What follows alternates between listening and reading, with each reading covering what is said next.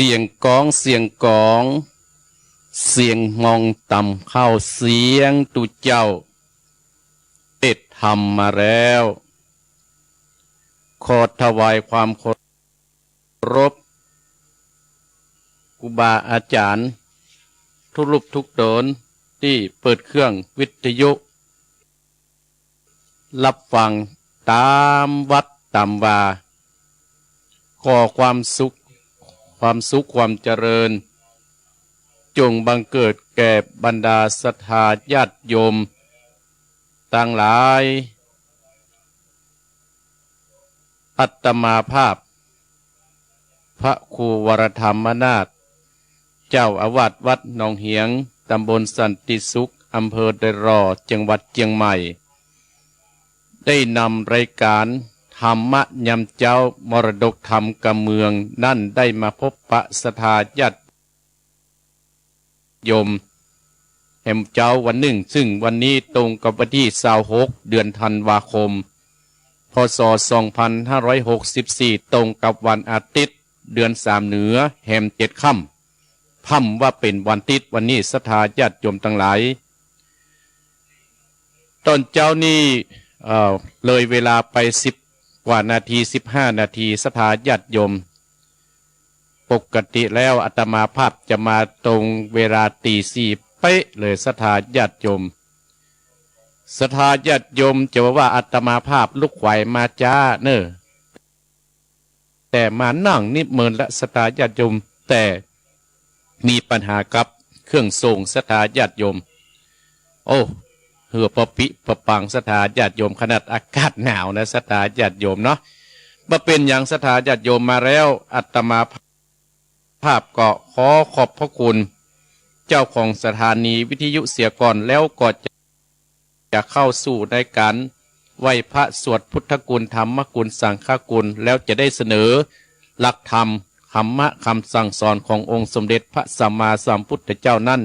คือศรัทธาญาติโยมเนาะก็ขออนุโมทนากับเจ้าของสถานีวิทยุฮับตั้งแต่เวลาตี 3 ถึงตี 5มีถึงมวล9 สถานีนั่นก็สถานีวิทยุขึ้นเพื่อการศึกษาศาสนาวัฒนธรรมวัดไฟหิน 104.50 อำเภอเมืองจังหวัดเชียงใหม่สถานีที่2สถานีวิทยุคณะสงฆ์อำเภอฝางวัดพระบาทอุดม FM 100.25 อำเภอฝางจังหวัดเชียงใหม่สถานีที่3สถานีวิทยุดินแดนถิ่นร้านนาบ้านลงวัวตำบลน้ำบ่อหลวงอำเภอสันป่าตองจังหวัดเชียงใหม่ FM 103.50 และสถานีวิทยุขึ้นธรรมะของชุมชนวัดห้วยตองซักอำเภอจอมตอง FM 98.75 และสถานีวิทยุมนเสียงธรรมอำเภอแม่แจ่มจังหวัดเชียงใหม่วัดบุพาราม 106.25 และสถานีวิทยุเน็ตเดลเรดิโอ FM 96.75 บ้านโจงทุ่งกวาวห้างหุ้นส่วนจำกัดอนุสรณ์เรดิโออำเภอเมืองปานจังหวัดลำปางและสถานีที่7สถานีวิทยุชุมชนคนเหนือเขื่อนอำเภอฮอดจังหวัดเชียงใหม่ FM 90.75 และสถานีวิทยุเพื่อการศึกษาพัฒนาอาชีพ FM 103 อำเภอเมืองจังหวัดลำปางโดยคุณอนุพงษ์ตาจินะและสถานีวิทยุวิทยาลัยเทคโนโลยีการจัดการกปภแม่เมาะลำปาง FM 99.50 ขออนุโมทนาสาธุเนอศรัทธาญาติโยมเนาะเอาละศรัทธาญาติโยมอาตมาภาพก็จักได้นำศรัทธาญาติโยมไหว้พระสวดพุทธกุลธรรมกุลสังฆกุลเสียก่อนวันนี้เอาแบบย่อเนอะศรัทธาญาติโยมเนาะเสียเวลาไปจัดเมินกับเครื่องสูงเนาะเอาละตั้งอกตั้งใจไหว้พระสวดพุทธกุลธรรมกุลณบัดนี้เนออระหังสัมมาสัมพุทโธภควาพุทธังภควันตังอภิวาเทมิกาบสวะคาโตภควตาธัมโมธัมมังนัมมัสสามิกาบสุปฏิป ปันโนภะคะวะโตสาวกสังโฆสังฆังนะมามิกราบนะโมตัสสะภะคะวะโตอะระหะโตสัมมาสัมพุทธัสสะนะโมตัสสะภะคะวะโตอะระหะโตสัมมาสัมพุทธัสสะนะโมตัสสะภะคะวะโตอะระหะโตสัมมาสัมพุทธัสสะพุทธังสรณังกัจจะมิธัมมังสรณังกัจจะมิสังฆังสรณังกัจจะมิตุติยัมปิพุทธังสรณังกัจจะมิตุติยัมปิธัมมังสรณังกัจจะมิตุติยัมปิสังฆังสรณังกัจจะมิตติยัมปิพุทธังสรณังกัจจะมิตติยัมปิธัมมังสรณังกัจจะมิตติยัมปิสังฆังสรณังกัจฉามิอิติปิโสภะคะวะอะระหังสัมมาสัมพุทโธวิชชาจรณะสัมปันโนสุขโตโลกวิโตอนุตตโตปุติสัตตมัสสะตติสัตตติวมนุสสนังพุทโธภคะวะติสวะคาโตภะคะวะตาธัมโมสันติติโกอาการิโกเอหิปัจจิโกอุปนายิโกปัจจตังเวทิตาโพวินโยหิติสุปฏิปันโนภะคะวะโตสาวกสังโฆอุจจุปฏิปันโนภะคะวะโตสาวกสังโฆยายะปฏิปันโนภะคะวะโตสาวกสังโฆสามิจิติปันโนภะคะวะโตสาวกสังโฆยะติตังจัตตติปุตติสายุกานิอัตตาปุตติสาปุคราเอสะภะคะวะโตสาวกสังโฆอาหุนนายโยปะหุนนายโยตะกิจนายโยอัญชาติกระนิโยอนุตตรังบุญญาเกตังโลกัสสะติสาธุสาธุพระปัญญาปัตตามีสัมทิตาสาธุพระปัญญาปัตตามีวัดเวทล้อมวิทยาปัตตามีอ้อมล้อมระวังดีศีระปัตตามีบังออกดาบเมตตาปาลามีผับเปตังปืนตานะปัตตามีเป็นปืนตั้งต่ออุเบกขาปัตตามีก็เป็นเบียงสัจจะปัตตามีเวทระวังดีเป็นไม่เต้าขันติปัตตามีกายเป็นออกดาบบังนามายและปืนไฟอธิฐานะปัตตามีพระปับไปจุแห่งแข่งแรงปับหมู่มานปีสังไปเปตทุกตะเวเทนางตอดานีอัศจรรย์เสือเหมือนปันอยู่กว้างน้ำนาตีกว้างต่อกว้างแตกตีฟองนาน้องนอกเป็นเกาตอกดอกไม้มาปุจจาพระเก่นแต่สตานพระปุตตังเลยจุงมาไปโพดจุงมาอนุญาตโพดผู้กาเตติดีแม่นางตอดาตีออกมารีดมวยผมอยู่ติตัดจังไรขาดขังาสับป่นดินป่นน้ำนาดีลงพระภายก็หับจับเต้าปะยามานเอาปุ่นกว่ากับยกมือต้นหัวใส่กาผู้ขาดนี้ชื่อว่าเป็นลูกศิษย์พระพุทธเจ้าตนมีบุญสมปันอันมากพุทธเจ้าจริงตั้งพระปัญญาปัตตมีไว้กาจานตั้งไว้ตั้งหน้าก็ได้กาจานตั้งไว้ตั้งหลังก็ได้กาจานตั้งแต่หัวถึงตีนก็ได้กาจานเส้นวาราลูกปืนจากม้าเหมือนปุ่นเส้นหากระจับบอบมากระไดข้าพระเจ้าก็ได้ไว้ว่าพุทธกุณนางตัมมะกุณนางสังฆกุณนางพุทธอินตา หัมมะอินตาสังกาอินตาสะเมตโตรณีผู้หยุดเดือดน้ำอยู่กำแผ่นดินกันกัลลาเนกึดถึงคุณพระบิดาคุณพระบรรดาคุณครูบาอาจารย์คุณพระแก้วเจ้าตั้งสามพระการคือคุณพระพุทธังคุณพระธรรมังคุณพระสังฆังคุณแดดคุณฝนคุณลมคุณน้ำคุณกุราชเจ้าก็ดีคุณพระเจ้าตนภาวนาก็ดีคุณนางอุตตลาก็ดีคุณพระปัจเจเจ้าก็ดีคุณแม่ทอรณีเจ้าก็ดีจุงมารักษากำนาและกำลังยังตนตัวเองข้าพเจ้าและท่านผู้ฟังจุคนและเจ้าของสถานีกู้สถานีพุทโธพุทธังรักษาธัมโมธัมมังรักษาสังโฆสังฆังรักษาพุทโธพุทธังอะระหังธัมโมธัมมังอะระหังสังโฆสังฆังอะระหังพุทโธพุทธังกันหาธัมโมธัมมังกันหาสังโฆสังฆังกันหาอายุวันโนสุขังปะลังเอาละศรัทธาญาติโยมอาตมาภาพได้ปาศรัทธาญาติโยมได้ไหว้พระสวดพุทธคุณธรรมคุณสังฆคุณจบไปแล้วศรัทธาญาติโยมเนาะวันนี้ก็เอาแบบย่อๆไปเสียก่อนศรัทธาญาติโยมเนาะปกตินะเฮาเต็มฉบับเนาะเอาละศรัทธาญาติโยมอาตมาภาพก็อนุโมทนากับท่านศรัทธาญาติโยมทั้งหลายซึ่งวันนี้ญาติโยมบรรดาพ่ออุ้ยแม่อุ้ยพ่อออกแม่ออกพี่น้องศรัทธาญาติโยมทั้งหลายซึ่งวันนี้ก็เป็นวันอาทิตย์ตรงวันที่26เดือนธันวาคมพศ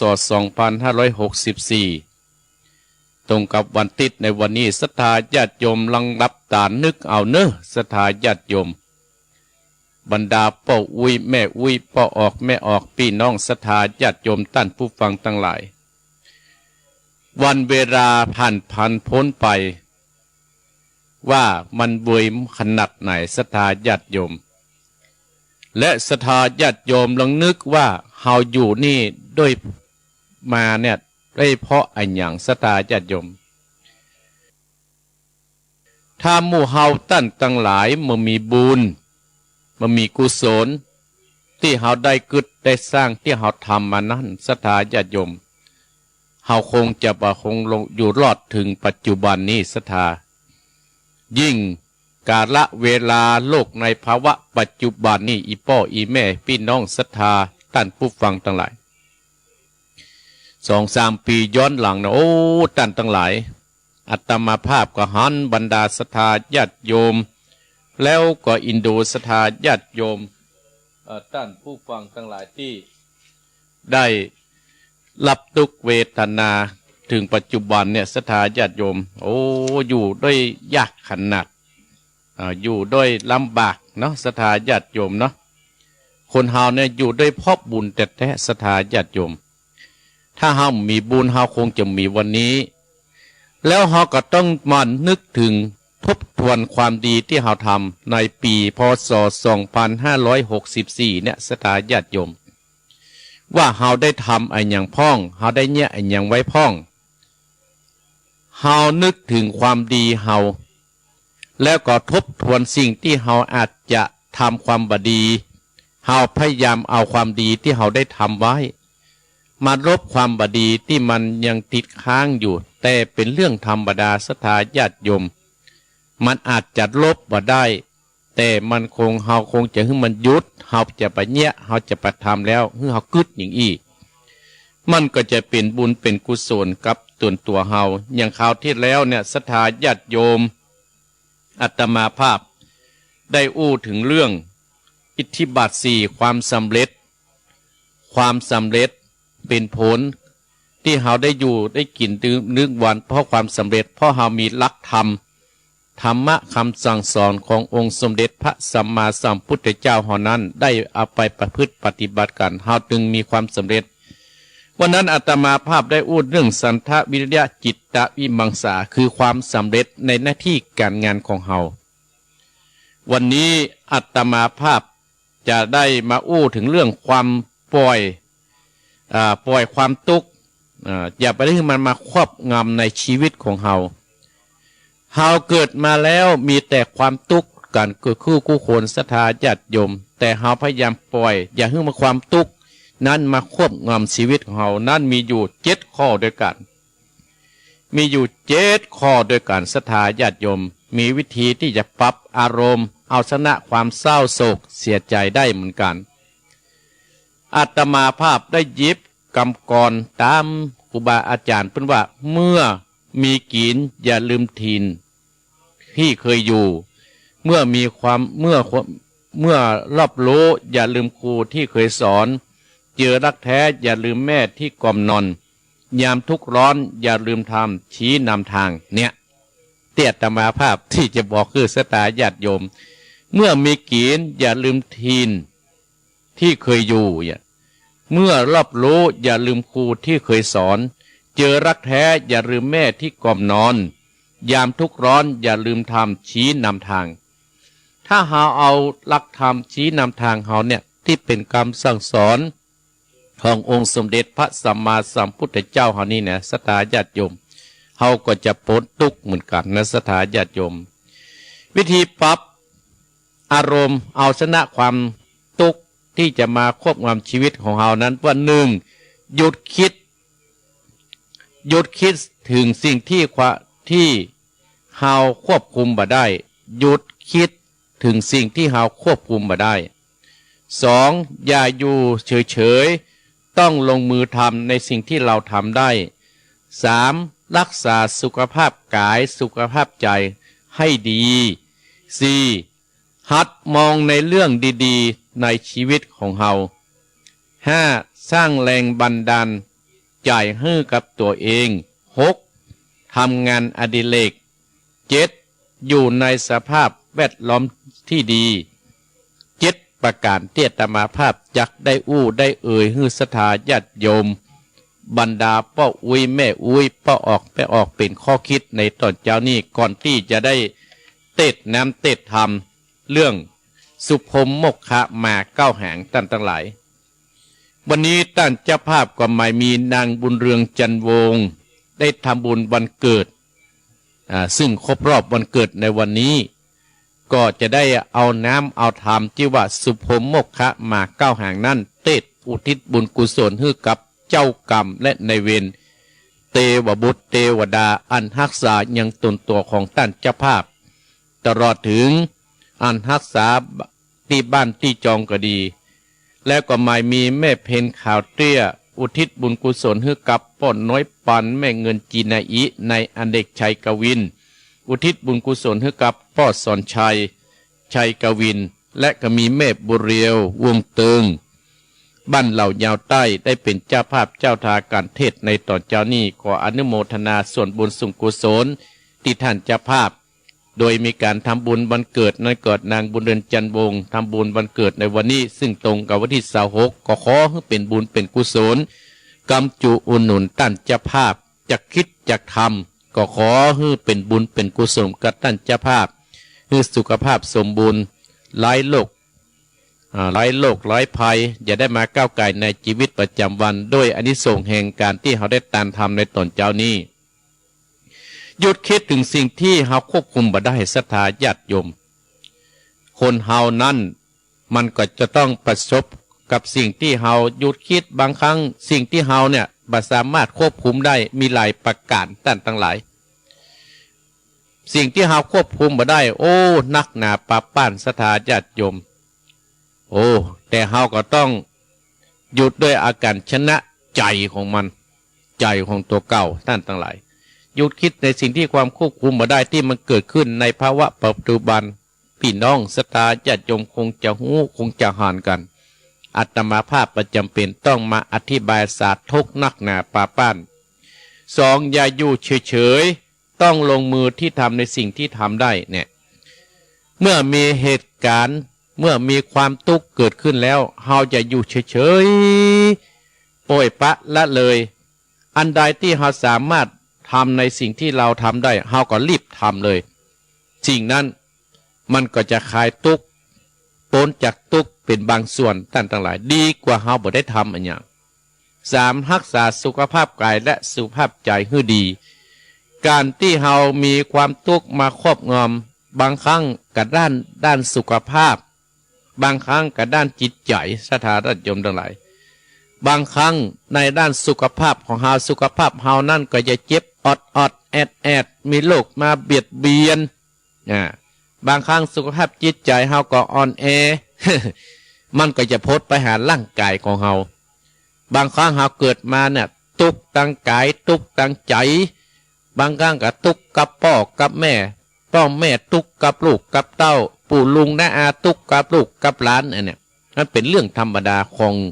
โลกปัจจุบันนะท่านทั้งหลายเพราะฉะนั้นเฮาต้องรักษาสุขภาพกายของเฮาให้คาดแคล้วและปลอดภัยจะไปยึดตั้งอยู่ในความประมาทสุขภาพใจก็ตามสถาญาติโยมสุขภาพใจนี่ก็เป็นเรื่องที่สำคัญอย่างบรรดาสถาญาติโยมท่านผู้ฟังดูทางเฟซทางไลน์ก็มารักษาสุขภาพใจถ้าใจเฮาดีใจเฮาบริสุทธิ์ใจไปลิษยาของไผใจไปคอยไปนวลไผก็เฮาก็จะมีความสุขในท่านทั้งหลายหัดมองหัดพอในเรื่องที่ดีในชีวิตเฮาก็พยายามหัดพอในชีวิตที่เฮาอยู่เพราะว่าปัจจุบันเฮาจะไปท้อจะไปถอยทุกคนเกิดมานั่นมีความทุกข์กันกูคนเฮาก็ต้องหาทางดับให้ได้ท่านทั้งหลายเมื่อมีภัยที่เกิดมาแล้วมันมีความทุกข์ท่านทั้งหลายเฮาต้องมีเกิดมาแล้วจะต้องพบเจอในสิ่งเหล่านี้การกู้คนแม้แต่องค์สมเด็จพระสัมมาสัมพุทธเจ้าเฮายังต้องมาพบแต่เปิ้นก็หาทางดับได้5สร้างแรงบันดาลใจให้กับตัวเก่าเฮาก็สร้างแรงบันดาลจิตใจให้ตัวเก่า6ทำงานอดิเรกงานอะไรอย่างตามที่เฮาสามารถทำได้เฮาก็รีบทำอยู่ในสภาพเฮาพยายามหาในข้อที่7นะพยายามไปอยู่ในสภาพที่สิ่งที่สภาพในสิ่งที่แวดล้อมในที่ดีๆท่านทั้งหลาย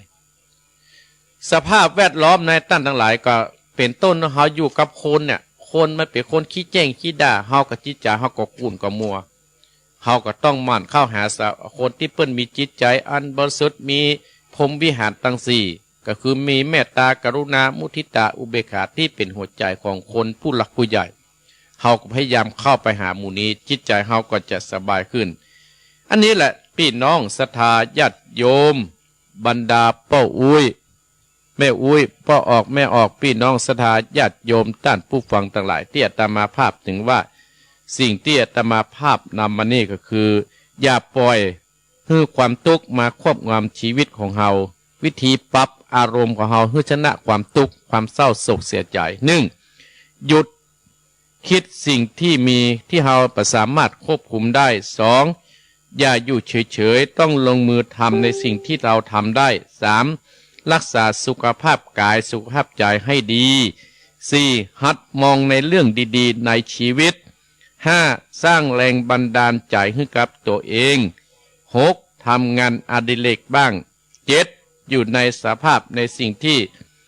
แวดล้อมที่ดีท่านทั้งหลายสิ่งแวดล้อมเนี่ยทำให้ชีวิตเราเนี่ยมีความสุขนะท่านทั้งหลาย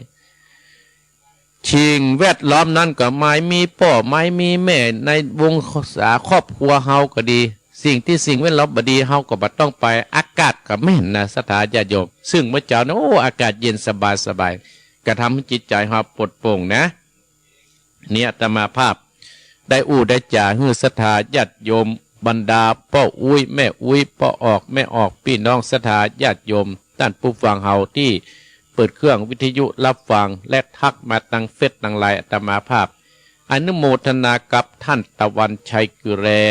วัดสิมพีมงคลอนุโมทนากับโยมบุญเรืองจันวงศ์สาธุอนุโมทนาโยมศิลินทิพย์บุญเลิศฟังอยู่ที่กรุงเทพอนุโมทนาสาธุและก็มีท่านตะวันอันนี้ก็โยมกัญญาเนาะอยู่น้ำเพื่อพระอนุโมทนาโยมแม่นงรักพิษทองจาอนุโมทนาสาธุเนออนุโมทนาสาธุเนาะที่เข้ามาเนี่ยนะบุญใดกุศลใดที่ศรัทธาญาติโยมได้ฟังอาตมาภาพก็ดีเนาะวันนี้อาตมาภาพจะได้หยิบยกนิทานเรื่องหนึ่งมา จ่าฮือศรัทธาญาติโยมแล้วก็อาตมาภาพถ้ามีเวลาก็จะได้เปิดสายฮือศรัทธาญาติโยมเนาะได้ได้จ่ากับอาตมาภาพวันนี้ศรัทธาตรงกับวันที่16ก็เดียวก็6 โมงป่ายนี้ก็จะไปบิณฑบาตละศรัทธาญาติโยมปิกมาบิณฑบาตแล้วก็จะไปงานทำบุญร้อยวันปิกทำมาร้อยวันแล้วก็จะไปงานทำบุญ17 ตายศรัทธาญาติโยมส่วนศรัทธาพ่อไอ้แม่น้อยที่อยู่เมสุพินเนอร์น้องแต้วเขาที่อยู่สันปงไม่ดีก็มามัดตอนไปเลยถ้าอย่ามาหานะเนาะมัดตอนบนบ่ายโมงก็มาไปแยกเวียกแยกกันแล้วก็มาก็ได้เนาะนโมทนาเนื้อที่ว่าโทมาตวานี่นะพ่อไอ้แม่น้อยเมสุพินน้องแต้วสันปงเมลิมที่จะมาหาอนุโมทนาสาธุเนาะพักเจ้านี่บ่ได้อยู่ในสถานจะจงตั้งแต่6 โมงครึ่งนี่ก็เริ่มออกวัดละ พอจะปิกกับเที่ยงสถานญาติโยมเนาะปิกมาเที่ยงก็บรรยากาศตามวัดตับก็เสี่ยงไป26 ค่ำกี่วันเนี่ยค่ำ6 วันก็จะสิ้นปีละสถานญาติโยมอายุเฮาก็เสี่ยงไปแห่งปี1และสถานญาติโยมเพราะฉะนั้นอายุเฮาก็แก่ไปแห่งปี1เฮาก็ต้องมันสร้างคุณงามความดีกับบ้านกับจองกับหอกับเฮือนกับชุมชนเฮาวันนี้อาตมาภาพจักได้เสนอนิทาน สอนใจที่ว่าหนูถูกหลอก หนูถูกหลอกนี่หนูอย่างใดสถานญาติโยมบ่ใช่หนูถูกหลอกเรื่องหนูถูกหลอกนี่มีเรื่องว่าสมัยหนึ่งพระพุทธเจ้าของเฮานั้นองค์พระสัมมาสัมพุทธเจ้าเฮานั้นได้เล่าว่าในครั้งหนึ่งได้ทรงปรารภกับภิกษุที่ถูกหลอกรูปหนึ่งโดยมีพระโพธิสัตว์เจ้านั้นได้เกิดเป็นหนูมีบริวารมากและอาศัยอยู่ในป่าวันหนึ่งก็มีหมาจิ้งจอกท่านทั้งหลายมาล่อลวงกินหนูโดยทำตัวเองเป็นผู้ทรงศีลเนี่ยท่านทั้งหลายโดยเป็นผู้ที่ทำตัวเป็นผู้ทรงศีลมาสุนัขจิ้งจอกนะกับพยายามจับกินหนูทุกวันจนกระทั่งวันหนึ่งพระโพธิสัตว์เจ้าซึ่งเป็นหนูนั่นได้สังเกตว่าหนูเฮาเนี่ยจำนวนก็ลดลงไปติ๊กลดลงไปติ๊กก็อยู่มาวันหนึ่งสุนัขจิ้งจอกเนี่ยได้โอกาสสมโอกาสแล้วจะขยากกินหนูโพธิสัตว์เจ้าทั้งหลายหวังว่าจะกินหนูพระโพธิสัตว์ก็ได้หลอกลวงหนูโพธิสัตว์ท่านทั้งหลายแต่ก็โดนหนูกระโดดคบคอจนตายเลยท่านทั้งหลายจนกลายเป็นอาหารเหล่าหนูแทนที่หมาจิ้งจอกจะได้กินหนูเนี่ยท่านทั้งหลายนิทานเรื่องสั้นๆนี้สอนให้เฮาเนี่ยในภาวะปัจจุบันเนี่ยเล่ของคนเฮาเนี่ยมีอยู่มากมายก่อนที่จะเชื่อใจภายนั้นควรศึกษาให้ดีค่ะศึกษาให้ดีซะก่อนเพราะว่าคนเฮาตึงวันเนี่ยท่านเรื่องศีลเรื่องธรรมเรื่องศีลเนี่ยก็บอกให้มีละเพราะว่าจะไปหลอกลวงใจเล่ห์เหลี่ยมหลอกคนเท่าพ่องหลอกเพจทุกเจ้าก็มีนะประเดี๋ยวนะ2-3 วันอาตมาภาพก็หันข่าวอยู่เพราะฉะนั้นเล่ห์ของคนท่านมีมากมายก่อนที่เขาจะเชื่อไผเฮาก็ควรศึกษาเบื้องหน้าและเบื้องหลังเสียก่อนเขาถึงจะเชื่อได้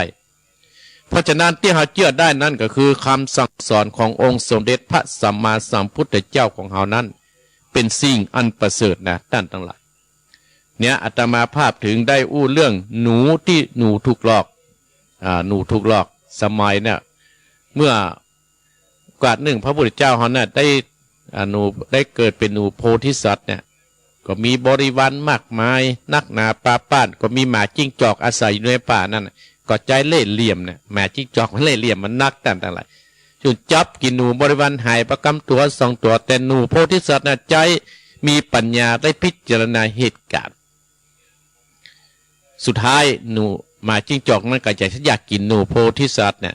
ก้าวขึ้นไปสูงเห็นหน่อยนะผลสุดท้ายก็กลายเป็นอาหารพวกหนูที่หั่นเนี่ยเป็นบทนิทานเรื่องนี้ก็เลยสอนว่าเล่ห์เหลี่ยมของคนเฮาเนี่ยมีมากมายถ้าเขาจะเชื่อไผเฮาแต่คนต้องศึกษาให้ดีเสียก่อนเฮาต้องศึกษาให้ดีเสียก่อนแล้วเฮาก็จะไม่ได้ถูกหลอกเหมือนกับพวกหนูบริวารของหนูโพธิสัตว์เจ้าเตี้ยตามาภาพ ได้มาอู้ได้มาจาฮื้อศรัทธาญาติโยมเนี่ยได้รับฟังในตอนเจ้านี่นะอันเนี้ยศรัทธาญาติโยมอาตมาภาพถึงได้เป็นเครื่องเตือนสติฮื้อกับศรัทธาบรรนักก็น้อยนอศรัทธาญาติโยมโอ้เวลานี้ก็ต่อได้แต่ศรัทธาญาติโยมดูพอตี4:45นาทีแล้วเนี่ยตี4:45นาทีแล้วศรัทธาญาติโยมเนาะอาตมาภาพอนุโมทนากับศรัทธาท่านเจ้าภาพเจ้าศรัทธาเด้อเนอวันนี้ธรรมของอาตมาภาพนั้นชื่อว่ามาเก้าหางผูกท่วน15สุพมมกขะนางไข่ฟ้าศรัทธาญาติโยมโอ้วันอังคารที่แล้วนั้นอาตมาภาพก็ไม่ได้มาพบปะศรัทธาญาติโยมเพราะว่าติดภารกิจก็ฮื้อตั้นวัดสันขยอมแตนวันอังคารนี้อยู่เนื้อศรัทธาญาติโยมถ้าสถานีดีนะถ้าเครื่องทรงอาตมาภาพดีคอมดีนะแต่กี้ก็โอ้เพื่อปะปิปะปังศรัทธาญาติโยมกลัวบ่ได้ออกแล้วก็อาตมาภาพก็จะได้อู้ได้จ่าศรัทธาญาติโยมเนาะอีพ่ออีแม่ที่อยู่ต่างบ้านต่างจองว่าจะอู้กับอาตมาภาพนั้นก็เตรียมปากกาเตรียมปากกาเตรียมเบอร์โทรไว้เนอะอาตมาภาพยังเปิดสายแต่ซ่อหาโทรศัพท์ก่อนถ้าคุณเกียมว่าจะดีเนี่ยศรัทธาญาติโยมกองคอมโลจักอันนั้นออกจักอันนี้ออกหายไปหมดฮะ ญาติโยมอีพ่ออีแม่ลองเตรียมจดเบอร์โทร082 885 7225 082เนี่ย082 885 7225อาตมาภาพกำลังเปิดโทรศัพท์อยู่เกียมไว้เนาะภัยจะโทรเป็นคนแรกโทรใกล้โทรไกลเนอะลองโทรมา4:45นาทีแล้ว4:45นาทีแล้วอาตมาภาพจะเตะทำเนอะจะฮับสัก5นาทีเนอะไล่เตะทำว่าทำยาวพอสมควรแล้วก็หลังจากนั้นก็ก่อนจะถึง6 โมงสัก10นาทีก็จะได้โอนให้กับท่านวรรณชัยพุทธศรีกิริต่อไปโทรมาได้082 885 7225 587ท้าย587ก็ได้จะโยมเจริญปอนเจ้าไว้ซาเจ้าท่านพระครูโอ้แม่น้อยมาก่อนเนะเจ้าเลยทำหาวันก็สิ่งเก่านอกว่าเลยมาปีใหม่65ขอให้ท่านมีสุขภาพแข็งแรงอยู่กำจูศาสนาใส่ใจเนื้อเจ้าขอให้ท่านอายุ108เนาะเจ้าคุณพระพุทธธรรมประสงค์109มาไล่ลำเป็นเจ้าเนาะสาธุยินดีเนอะเจริญปอนแม่น้อยกัดนัดเจริญปอนโทรมา082 885 7225 082 885 7225ศรัทธาญาติโยมลองโทรเข้ามาเนี่ยแม่น้อยกัดนัดบันดอนเป็นสายแรกโทรมารับสายเจริญปอนไอ้พระธรรมครูป้อบุญมีผมฟังท่านเลยฟังอยู่กะต้องแบบชัดเจนเลยนะวันนี้ใกล้ๆชัดเจนนะเนาะเดี๋ยวฟังมาเข้ามาเจริญปอนเนอะปอนเอาไว้สารเด้อไว้สารป้อบุญมีเจริญปอน082 887ฟังอยู่นะเจ้าอยู่ที่ไหนเจ้าฟังอยู่นะเจ้าฟังเป็นกู้ติดเลยแล้วแต่ว่าโทรกับติดเหรอเจ้าแม่ยังแม่แดงแม่แดงกะแม่แดงหัวฝายเจ้าวันนี้ปลาดังได้กู้ติดเลยเจ้าปลาดังได้วันนี้แม่แดงวันนี้ก็ค่อยชวนกันล่ำไปแล้วกันสูตรกะลำดอกกะลำหัววันนั้นไม่กินกะลำก็ได้กินกา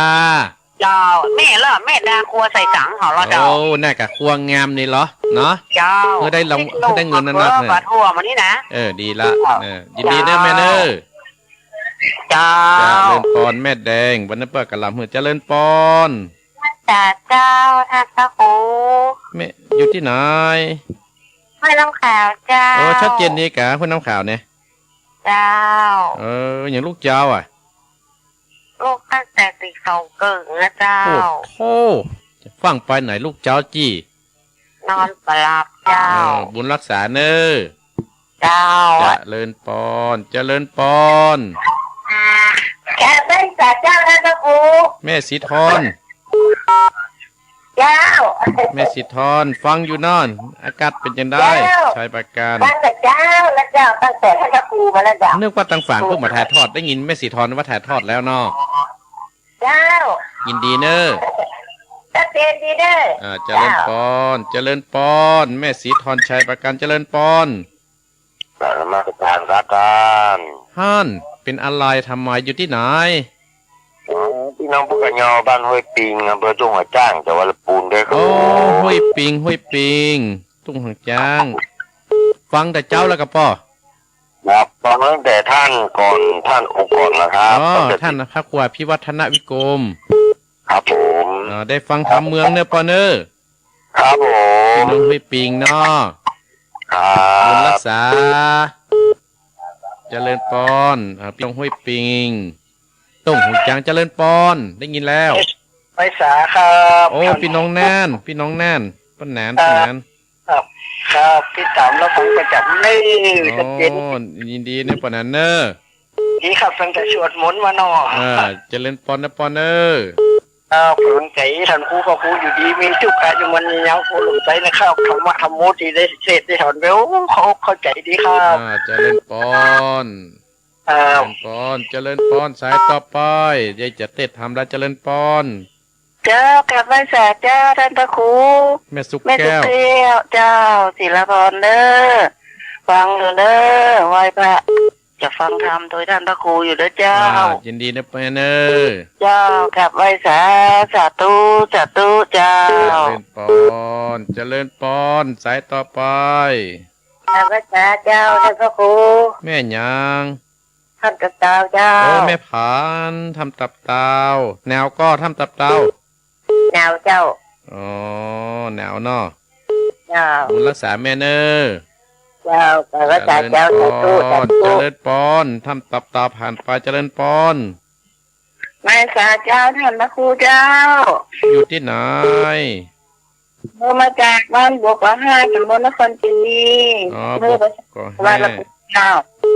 บอกก็แห่เนาะแม่หยาง พระเจ้าวงคำเจ้าฟังอยู่เนอะ แม่สุกแก้วแม่สุกแก้วมันก็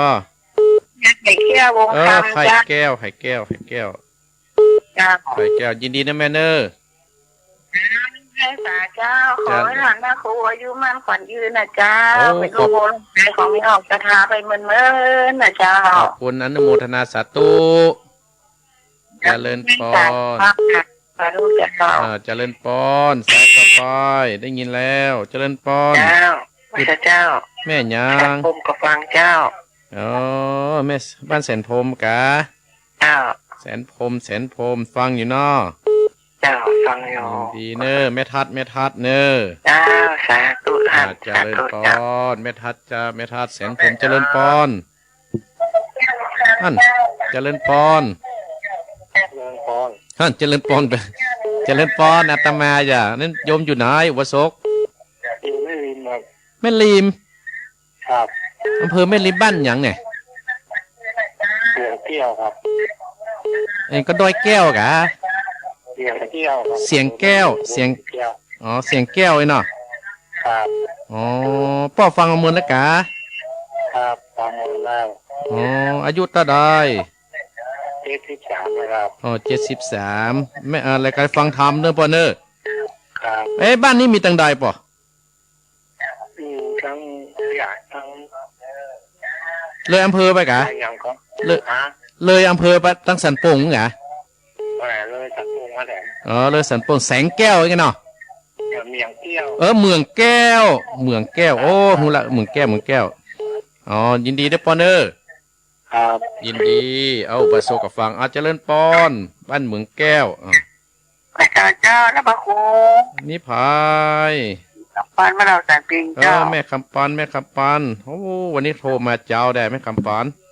ที่โทรมาเจ้าเจ้า ได้แม่ฟังทำต่อเนื่องอะไรติดแล้วนะ เจ้า ยินดีแม่คำปันเนอเอาสายสุดท้ายต่อไป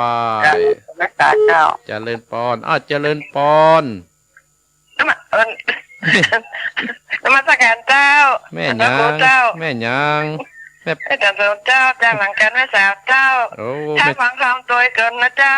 แม่จันโสมหลังกาดเนาะ หลังการแม่สาวเจ้าอำเภอแม่อายเจ้า หลังกาดแม่สาวอำเภอแม่อายยินดีนะแม่เนอ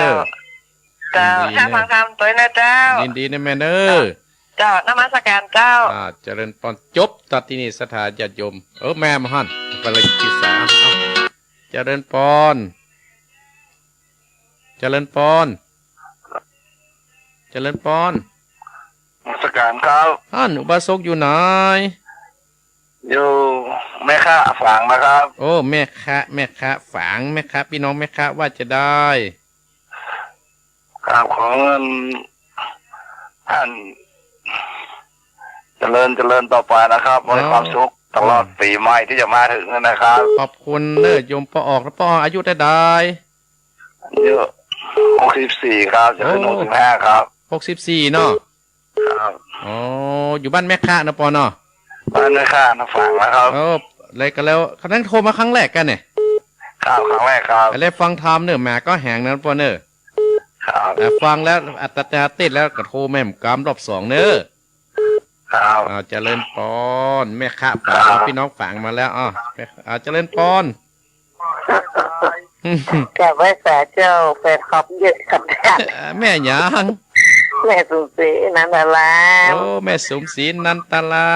ม แม่ตื่นสะดุ้งตื่นเดือนอ่ะ เอ้ย ตอนปีสองกรรมฐานเสียงปืนแล้วตอนได้ยินท่านก็ขู่เขาเกี่ยวมาได้ไว้พระเจ้าตะกำ เอ้ย ละพี ก็อยู่มันดินแนวอยู่กับอุบาสกอุบาสาไปตะเมินเมินเลย โอ้ปอนนี่ ปีใหม่ก็เกิดปีใหม่ ขอบคุณนะแม่เนอ เจ้า ย้อนไปหาแม่ด้วยเนอปอนนี้เนอ เจ้าเจริญเนอะ หนึ่งเดียวกันเนอแม่เนอ ไว้วันนี้สบายฮอน ยินดีนะแม่เนอแม่สมศรีเนอ ไปสาเจ้าสาธุ เจริ สา ญป ธุ อนมาศึกษาแล้วเจริญปอนบุญไปนะไปสาเจ้าท่านครูแม่วิอินเด้อ วิอินแม่บนลูนหันวิอิน โทรวัดดีแต่เจ้าวัดดีตัวเจ้าเจ้า ยินดีนะแม่เนอ จ้า บุญรักษาจบตาที่วิอินเนอได้ปิดก่อนเดินจำนักเกินแล้วได้กันเนอได้ก้อยว่ากันมาได้ก็รอบสองก็โทรเนอสถาญาติโยมเนอพี่น้องฝั่งก็โทรมาแล้วเนาะแม่ค้าเนี่ยแม่ค้าโทรไปครั้งแรกเนี่ยแม่ค้าเป็นครั้งแรกอาตมาพาดปิดโทรศัพท์กันเนอสถาญาติโยมเนาะเอาละสถาญาติโยมประเดี๋ยวนี้จะตี 5และอาตมาภาพจะเทศทำเสียก่อนอนุโมทนากับโยมแม่น้อยกัดนัดบันดอนป้อบุญมีเมืองกลางแม่แดงหัวฝ่ายเนอขอบคุณเนอที่ดากันทำกันนั้นเนาะพักกัดก็แงมก็ล่ำก็แงมเสียท่ามันมีอันนั้นเนี่ยกัน ห้วยน้ำขาวลูกเจ้าแม่สีทรชัยประการห้วยปิงตำบลอำเภอตุ้งหูจ้างป้นนานประเสริฐจังหวัดน่านแม่สุกแก้วศิลาพรสีเตี้ยแม่ผานถ้ำตับเตาบวกก่อ5แม่ไข่แก้วในแม่ทัดบ้านแสนพรมตุ้งปีแม่แสงแก้วอายุ73แสงแก้วแล้วก็บ้านเมืองแก้วนะยมบ้านเมืองแก้วเนอแล้วก็แม่คำปันเหล่าสันปิงแม่จันโสมหลังกัดแม่สาวอำเภอแม่อายแม่คะยมแม่คะฝางอายุ64เดี๋ยวโทรมาใหม่เนี่ยโยมเนี่ยได้ติดทำแล้วว่าฟังครั้งแรกเนาะแม่สมศรีนันตารามอำเภอสารปีและวิอินเสมิงเนอะวิอินเสมิงอนุโมทนาสาธุเนาะอัตมาภาพก็จะติดทำเนอะซึ่งเจ้าภาพการเทศวันนี้ก็ใหม่มีสถานแม่วิบัวเรียววงตึงบ้านเหล่าเยาวใต้และก็มีนางบุญเรืองจันวงได้ทำบุญคล้ายวันเกิดซึ่งตรงกับวันนี้ที่26การทำชื่อว่ามาเข้าหางสุพมโมกขะนางไข่ฟ้าและแม่เพนขาวเตี้ยอุทิศบุญกุศลให้กับพ่อน้อยปันแม่เงินจินอีและนายอเนกชัยกวินอุทิศบุญกุศลให้พ่อสนชัยกวินบ้านตาจางเวียงหนังล่องเนอสถาญาติโยมเอาละสถาญาติโยมอาตมาภาพจักได้เทศนาน้ำธรรมคำสอนข่าวที่แล้วนั่นสถาญาติโยม คราวที่แล้วนั่นเจ้าสุพรมโมกขะนั่นได้ปิกได้มาที่เมืองมาตุระนครนั่นเจ้าสุพรมนั่นก็ได้ขี่โหงมาตั้งหลายแล้วก็ไปตั้งเมืองอยู่ท้ายเมืองมาตุระนครทำให้เจ้าเมืองมาตุระนครนั่นโกรธมิ่งเขาได้เมียของเปิ้นถึงนางสี่สาวนั้นมาเป็นภรรยามเหสียกทัพไปตั้งหลายยกทัพไปหมู่ทหารไปประหารใส่มเหสีเปิ้นอ้าปากข้างน้ำใยน้ำลายย้อยตึงเตือนย้อยหมดสดาจัดยม โอ้สร้างความโกรธมิ่งคือกับพญาเจ้าเมืองแหมเจ้าเมืองโคตรก็เลยเอาจ้างขี่หลังจ้างมาขี่คอจ้างมาเพื่อจะมาเอาชิงเอาเมียของเจ้าสุพรมโมกขะดันทั้งหลายมาถึงนั้นแผ่นดินก็ยะจ้องออกแล้วก็ตกไปตายหันหมู่เสนาอามาตย์เมื่อเมืองมัตุรครนั้นได้มามีพญาเจ้าเมืองตั้งตกอกตกใจยกทัพปิกไปในเมืองกระตึกปรึกษาหารือกันว่าเขาจะเอาไผ่เนี่ยมาเป็นพญาเจ้าเมืองเฮาประเดี๋ยวนี้พญาเจ้าเมืองเขาตายไปแล้วเนี่ยตกลงกันเพราะว่าพญาเจ้าเมืองเนี่ยมันมีลูกมันมีภายสักคนที่มาสืบทดแทนเมืองมัตุรครก็ได้ตกลงกันได้เอาแม้และตั้งสัจจะเถียนบอกเตียวว่าบุเตียวดานในหัวในเวียงที่หันตั้งหลายในเมืองที่หันม้าอันเป็นนั้นที่จะไปหาเจ้าเมืองนั้นก็แวดวนปราสาทเรียบร้อยแล้วก็ม้านั้นก็เอารถม้าไปถึงที่ในป่าที่ในตุบน้อยนั้นโอ้คนทั้งหลายก็ได้เอาขานไปเจิญเจ้าสุพรมโมกขะนั้นมาเป็นพญาเจ้าเมืองสลองเรียบร้อยแล้วปกครองบ้านปกครองเมืองทำเรื่องนั้นก็เรื่องนี้ก็จบตัดที่นี่สถาญาติโยมจบตัดที่นี่ว่าวันนี้เจ้าเมืองมาตุนครเจ้าเมืองใหม่นั่นจะเป็นจะได้นั่นอัตมาภาพก็เจิญบรรดาพ่ออุ้ยแม่อุ้ยพ่อออกแม่ออกพี่น้องสถาญาติโยมได้สดับรับฟังว่าเจ้าสุพรมนั่นจะปกครองบ้านปกครองเมืองมาตุรครเตนพญาเจ้าเมืองเก่านั่นเป็นจะได้จะทำให้เมืองเจริญรุ่งเรืองกาจะเกิดขึ้นอย่างกาอัตมาภาพก็ประสามารถที่จะตอบสถาดัดได้นอกจากสถาญาติโยมนั่นได้สดับรับฟังธรรมพวกนี้ต่อไปก่อนที่จะเทศธรรมนี่ก็ขออนุโมทนากับเจ้าของสถานีวิทยุ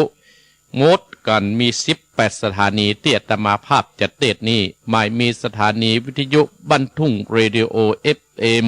89.50 อำเภอสันปะตองจังหวัดเชียงใหม่อนุโมทนาขอบคุณสถานีวิทยุขึ้นธรรมะของชุมชนวัดห้วยตองซัก FM 98.75 อำเภอจอมตองจังหวัดเชียงใหม่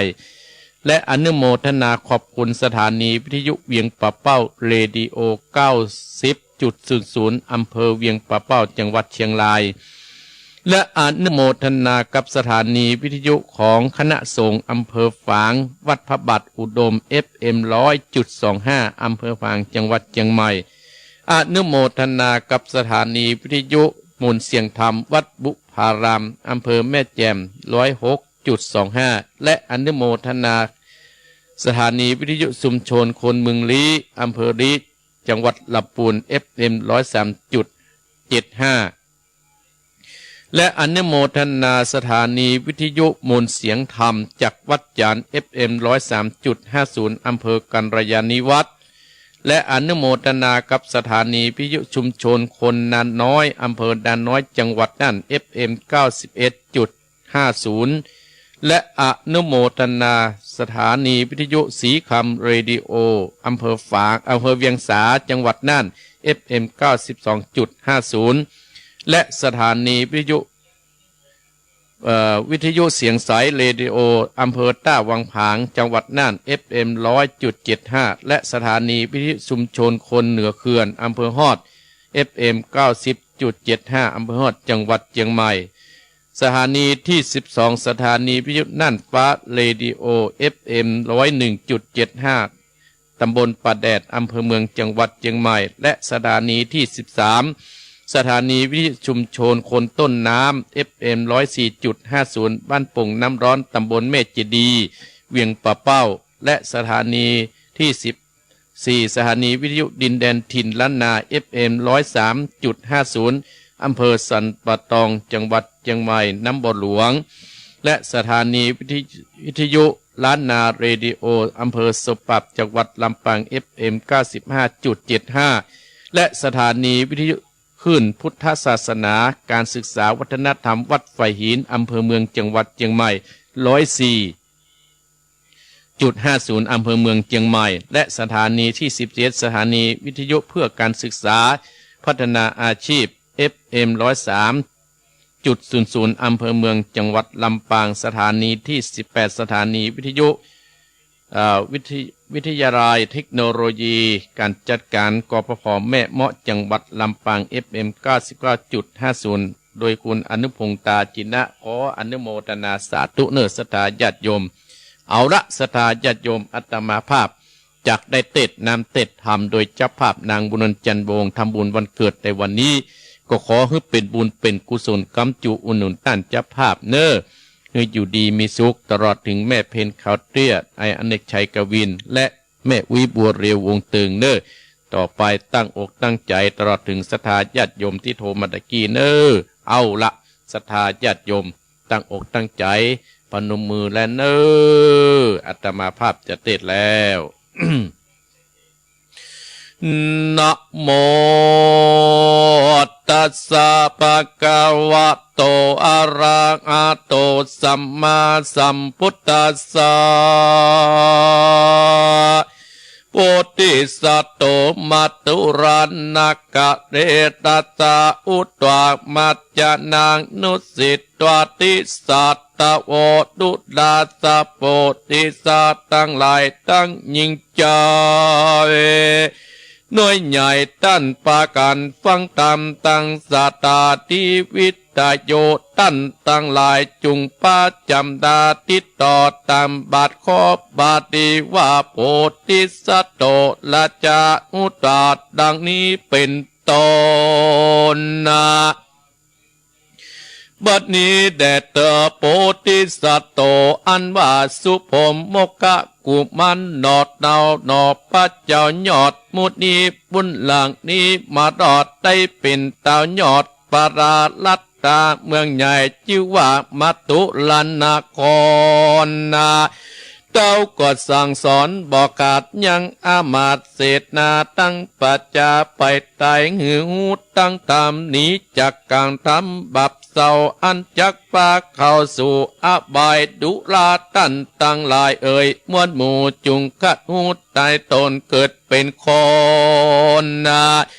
หนึ่งจาดญาติได้ขาดสินตามจุงแย่งยำพ่อแม่ตั้งเต้าเกตตะนายอันบุญเอาไหลสร้างไว้เกิดมาได้เป็นคนอากุศลแห่งมากเที่ยงปนจากอบายคงไกวจะใจสร้างบุญไว้ตั้งวันถึงวันแป้งใจบานนะยื่นยอตันตั้งข่าวพิกาอันเข้านำวัดผู้พัมตำมีเป่งใจดีอ่อนกอมยกยื่นน้อมนำตันไปแก่เจ้าสินใสสะอาดสมณาจาติภิกขุเน้นตั้งสามมาเน้นน้อยใหญ่ตังคนยากไร้อันนาตาตั้งเอาอาปุปาพร้อมกันตรวจนาย่อมเป็นบนติดต่อปันต้มป่าไปโรนจากส่งโยหมู่เฮาตั้นตั้งหลายผู้ฟังจักอยู่สบายการฮือตันนั้นเล่านักปัจเจ้าเดิมอ่อนได้จะสอนเก่าจีได้แจ้งตีตามได้ว่าท่านตั้งหลายจุงแย่งยำอย่าได้ขาดกันประมาทของตันเอาโภชนะอาหาร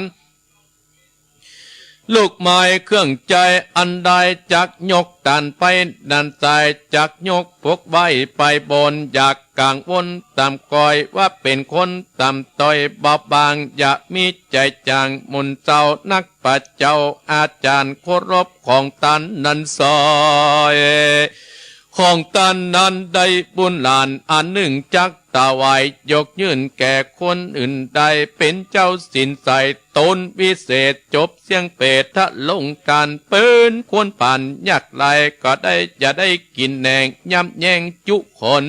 คนนะ เป่งใจจื่นจานสู่สะตานไปนักปัจจัยเก่าอูก็รบเอา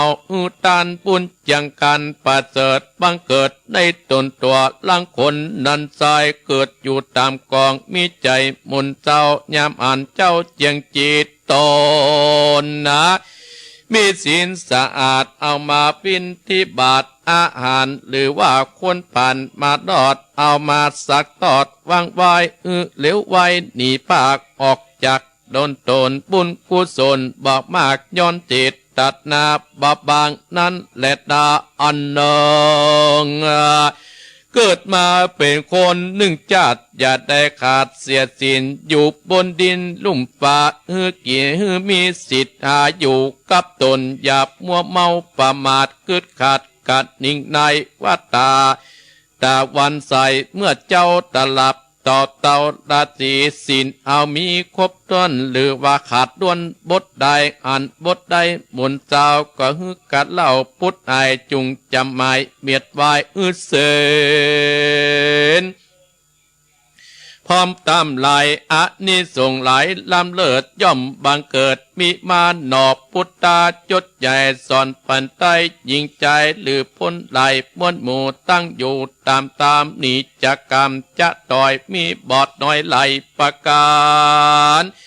ก็มีอันแหลดนาสเปจัตตาอันว่าโคน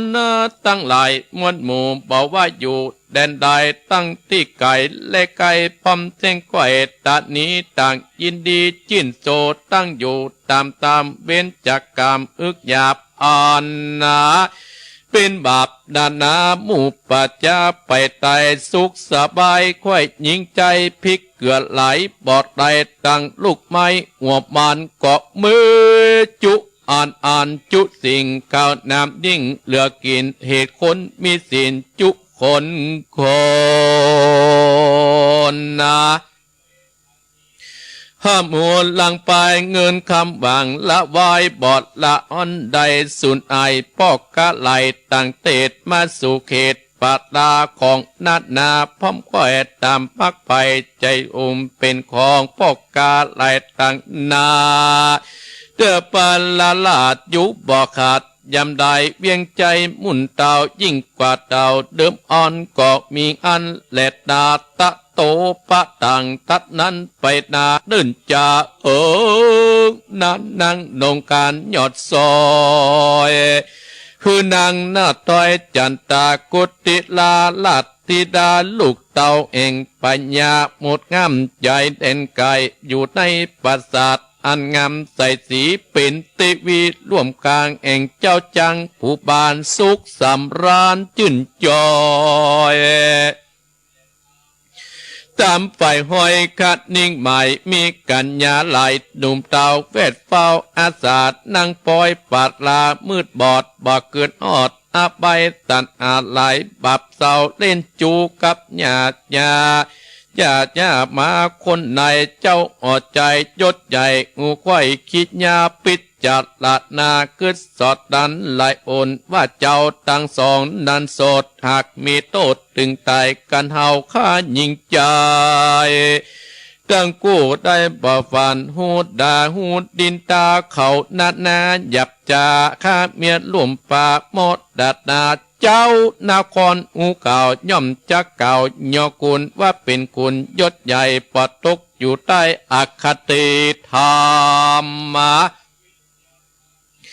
ไผ่ใดกะตามอุดลายย่อมมีโทษเสมอการคนอยู่อดจันปราสาทเป็นนางลาดจะญาปืนเศษนาหนุ่มเตาเป็นคุณเก้าตั้งตนเป็นลิพนไปน้อยเป็นคาคอยเสียตีกอดเงียบบอดีแผดเบาพิษเก่ากองตามเจ้าออกกรรมยศใหญ่ตกอยู่โทษเสมอกันนอกคุณตั้มหนุ่มเตากึดเล่าไปมา ว่าเฮาจะฆ่าสงขากอบบาปกางความหน้าความใบบาปกำไหลบอดน้อยก็โจกจุดถอยตัวเอาจักปาไปหมกไม้ในนรกใหญ่อวิจีเฮาอาจหนีหลีกเว้นลบหนีเส้นเวียงกรรมควันวางตามดักอยู่ฮือคนตั้งหลายอยู่สวดสดีกรรมกาลีไหลหลากและตุกแผ่เข้ามันยำตุกปันละภาคพ้นจากต่างอาบายเฮาบอกหมายจากใดหดไม้จอมเก่าและนาปิดจัดดัดนาเบียดดาวต้นแก้วหนอมุนีก็เรียกเศษนาบดีผู้เต่าแก่เมืองโยธาเดืองใหญ่ใดมาความค่อยเลียปันไข่ปันเก่าจีแจ้งตีตามนายวัตุลาตั้นต่างลายเฮ้ยมวลหมูอันมาพร้อมหน้าโยดลงกันเหล่าไผ่พันและนาปัจจำจากะดาปิกปอกหอยหน้าออกขึ้นมาสู่เจ้าตั้งหลายเมืองใหญ่ไปใต้เจบานลีปนอันสีหมูได้ตั้งอยู่สวสดี หักษาบุรีข้ามเจ้าตลับต่อเต้าเดชเตอติดนาคุณนาอามาตยศใหญ่จึงน้อมไว้ตุนสาคาเดตั้นมหาราชเจ้าต้นเป็นเก้าบุรีเมืองเฮามีกูอันข้าวน้ำยิ่งเหลือกินข้าวเจียงจินมากเหล่าของเก่ามากนาดำตั้งเงินกำกามากสันเจียงก็เต็มลองบอบบกบังไอปอนมากกระเติมอ่อนเจ้าเมืองนาครก็ยืดจิ้นจอยเย็นใจเป็นสันไดตั้นเจ้าจากภาคจากเมืองโตนเตียวจอนต้องเตดไปสู่เขตเมืองไก่ย้อนมีใจใครได้ตั้งเครื่องใจสั่งจาขอขุนนาเก่าอูผู้ข้าอูตับนีหนอกมุนีหยดซอยจึงตอบต้อยกำไปว่าหาจักกาดลาไปต่างเตดไปสู่เขตไก่ตาตำปาดาหน่วยใหญ่ย่อมมักค่ายไปการนิ่งยิงใจจูคนผู้มักเล่นจุไหลใจบอกว่าอยู่ไกล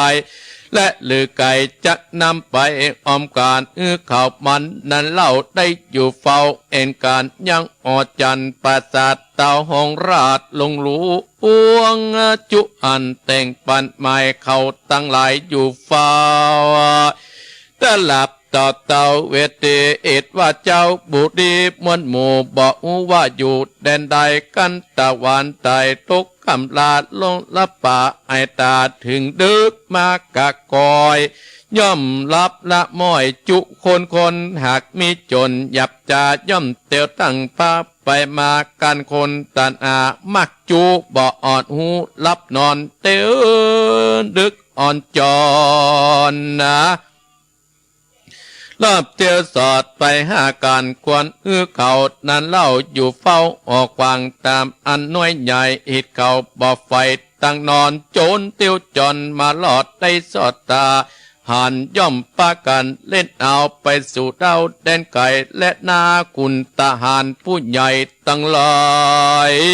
ฟังต้านพญาเจ้าเมืองไก่จ่าจินตันอาจนักแก่บอดจังแก่สันใดจึงยกมือกลับไปคาดแด่พระบาทไตตะหลงเมือง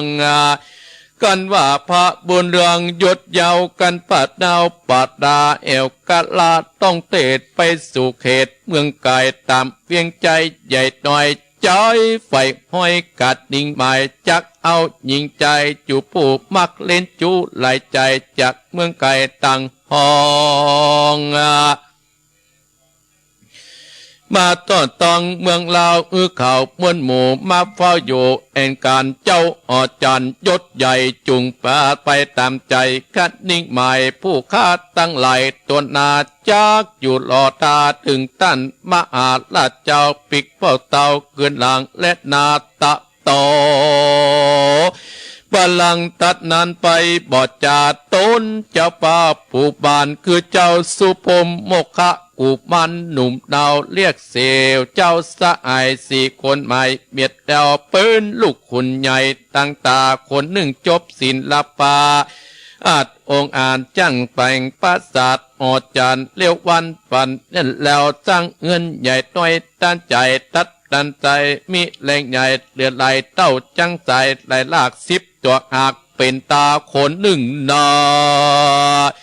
จบศิลปะเลิศแล้วจังแสแก้วคำแดงตั้งเป็กแสงหน่วยใหญ่ลอบไปเลี้ยววันทัดนั้นใจจบกูอ่านคนจีใจมาพร้อมจบกาดแดนไก่ป้ากันดาดแล้วของเสียงไก่เตียวตางหอกดำบางจุดจางตั้งของมีก้ายิ่งดานาเอาธงป่ามาพระอมมิตรน้อยใหญ่บ่มไปในกาดลาดนีจากเมืองหลอดตอนนี้เข้าสูงดงลีป่าไม้ก้อยเตียวไปพระผ่านไหลขึ้นวันล่วงแล้วก็ไปหลอดเมืองแก่ชื่อว่าหงสาวัดดินหนอมุดนี้จึงโอกาสบอกคนเป็นเก่าว่าสู่เจ้าตั้งหลายอย่าหมายเรียกข่าวว่าเป็นเจ้าฟ้าปับปาราจงใครจะเรียกรองเป็นพี่น้องสะอายคนตั้งหลายตั้งที่แจ้งตีความนายกันจากไก่ดังนี้เจ้าหนอกแก้วบุญหมาย4คนใจหนุ่มดาวเตี้ยวแต่เต่าไปนั้นเต้าใดแต่ใจไปลอดเกหาเองอย่าเท่าจะลาย้อนว่าตัวเก่าตันนาบ้าลัวก็บ่อาจได้ดังมาอิดออนไลน์เจียงจอดนางก็หายใจดังหนอปูตานยอดซอยใจอ่องอ้อยปานีจึงไก่วัดตีตามเล่าว่าลูกเต่ายิงใจแม่เท่าไปที่ไหนจะเต้นได้สั่งบ่มีไปอยู่ไกลจ้อยผ่าไม้ผ่าหลัววัดตัวเก่านี่ก็เท่าหยุดตัวเป่าเด็ดใดเฮาตั้งลอยใครหัวขอกล่าวฟังเตอหนอปุตตังตูนองอาจกล่าวเสียงกาดกำจาดหญ้าเท่าจัดลาบอกเล่ากำดีว่าลูกเฮามีหมอบมาก3ใจหากเป็นตาเข้าตั้งหลายบอดอยู่เข้าสู่ดงป่าไม้กัดตามการให้สั่งอ้ายเพื่อเล็งสืบไซอินทรีย์ถึงยามดีคำลาเจียงอ่อยนาขึ้นมาป้าอยู่คนเดียวติดนี้ย่อมด่าเก่าอ่านตั้งของหวานไม่เขาได้กินเป็นอาจินบ่ปอนบ่ย่างย่อนวันดอยวันนี้หลัวสุ่มไปกอบมาโมตะวันดาตามลงป้าจักหุงแกง1 เก้าเป็นดังเก่าวันว่าจริงป้าเอาควันมาผ่าหลัวก็ผ่าบ่ได้ดังใจเหือค่อยปะไหลปะยอยตั้งลูกหลานข้ายังบอบมาอันและตาติดนันใจตะแล้วตันหนุ่มเต่าสะอายเจ้าหนอมุดนี้แห่งมันมีเอกอ่างเต้าจาง30 ตัวมาเอาขวัญญาติเต่าผ่าเล่าเรียบปันหอบไว้อย่าดานเต็มปืนเกกญาติเต่าอ่านแล้วใจป่องแป้วจมบานจึงปากหวานตามเล่าว่าหลันหนุ่มเต้าตั้งหลายไปปันเตียวต้องจากห้องเมืองใดเต้ามาถึงติดนี้มากาไข่สั่งปากก็วังไข่กาตากมีหนอกมุดนี้หยอดซอยตอบถอยกำไปว่าเอาได้กัดลาจากคงเขตนครมันอาวรพุทธไปเมืองเวียงเกียใหญ่ลาดตานีเอาบอกมีเครื่องกาหรือแผ่นปลาแถวรำตั้งองค์การน้อยกันหญ้าของเครื่องใจนานาบ่สมเอวเสือหรือขายยื้อคนใดเต้าตัดใจเตียวต้องมากาปากและต้องใดๆและนาญาจาลาแก่เต่าได้ฟังเจ้าใครจะยินสงกาอินดูบอดหน่อยบอดถอยได้อย่าไปรีบคงไกไปดาคันข้าวตกแต่งเหล้าอาหารของหวานลูกไม้ตามอาได้ตันมือเจ้าบุญเลือโตนองอาจ4 คนอามาตตั้งหลายเป็นอาหารใจหนุ่มเต่ากินข้าวแล้วไป ปันตันต่อขอหลานน้อยหนอพระแดนไก่จุงอดใจกินเกาอันเมตเท่าต่างดาแล้วนำมาโยกยื่นด้วยใจชื่นยินดีโบราณมีบอกไว้ตั้งแต่ใดเดิมอ่านหันขนจรเตียวต้องมาลอดห้องเงินโตนหมู่เฮาตั้งลอยลิซ่อนเสียกายแป่งใจใส่พองแผ้วมีข้าวน้ำอาหารเฮือกินตามลายมีบอดลายบิดแบ่งกันเสมอกันผู้หนึ่งกินเต็มต้องตั้งกาผู้หนึ่งร้อนแสบไม่ดุได้คนตั้งหลายได้โหให้ผ่านนอบที่ไว้บุญมีได้ไขวัดดีกับญาติเต่าว่าขอลาเตียวต้องไปสู่ห้องแดนไก่ญาเท่าไว้บอดจะเอาเป็นผ้าและดำตั้งเงินกำออกข่าวมาแก่เจ้าบุญกวางกินเตียวตั้งไปนาตามตกกาปาดตรงดอนหนอโพติยานยอดสายจิงเก่าถอยว่าเอาไว้คือร้อนหนีจากห้องเพื่อมากาปากท้องและต้องได้บอกไปใครใดยังเงินคำใจกำกาตั้งเครื่องนาข้าบอดใจไฟอันใดกะละเตะเต่าเตี้ยวตัวเป่าดีหนอกมุนีโตนอกอาจจบเสียงขาดกำจาก็สั่งอำลาญาเต่าป้าสีเจ้าสหาย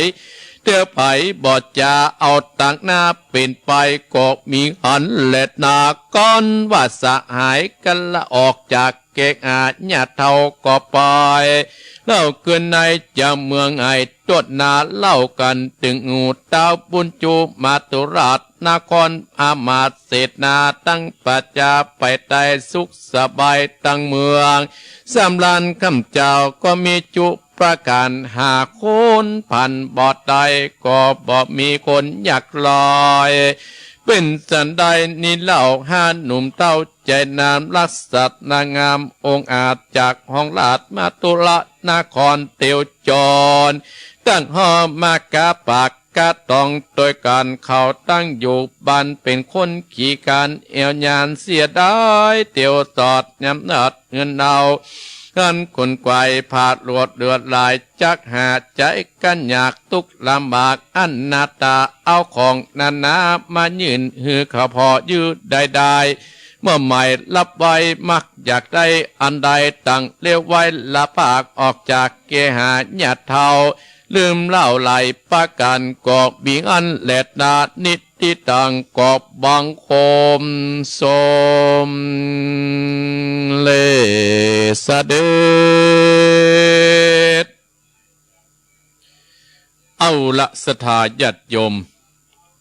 บรรดาพ่ออุ้ยแม่อุ้ยพ่อออกแม่ออกพี่น้องสถาญาติโยมทั้งหลายอาตมาภาพได้เทศนามเทศธรรมแบบพื้นเมืองชื่อว่ามาเก้าหาง